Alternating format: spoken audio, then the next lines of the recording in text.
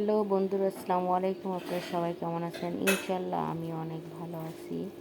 এই তো আমি কালকে ইফতারের জন্য চিকেন বারবিকিউ বানাইছিলাম।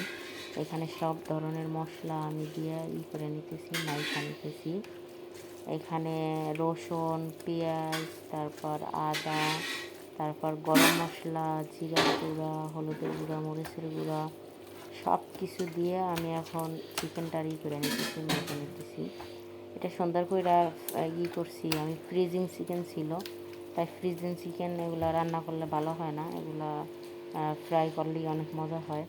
তো আমি এখানে সব ধরনের মশলা দিয়ে তারপর সুন্দর করে করে নিতেছি, মাইখা নিতেছি।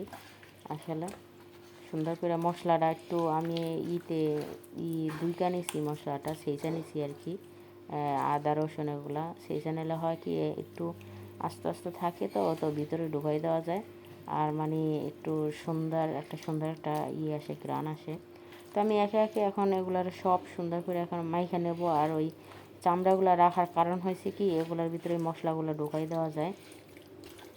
তো তার জন্য আমি এখন মশলাগুলা করে নিতেছি সুন্দর করে।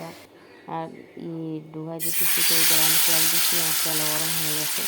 এখন একে একে আমি চিকেনগুলো সব করবো, ছেড়ে দেবো এখানে। তো চিকেনগুলো এখানে আস্তে আস্তে সুন্দর করে করবো, সাজাই দেবো। দেওয়ার পর তারপর আমি কী করবো, চুলার আগুনটাও আগে থাকছি কমাই রাখছি।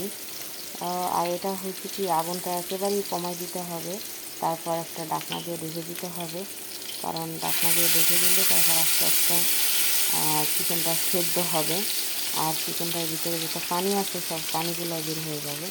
তো তারপর সেদ্ধ হলে আস্তে আস্তে ওই পানিগুলো আস্তে আস্তে করবো, টাইমে যাবে। এই তো দেখেন আমার চিকেনের মানে ঘুরছি আমি এখানে দিয়ে দিচ্ছি। এখন আমি ঢাকনা দিয়ে ঢেকে দিচ্ছি। তো আমার চিকেনের ফাইনাল লুক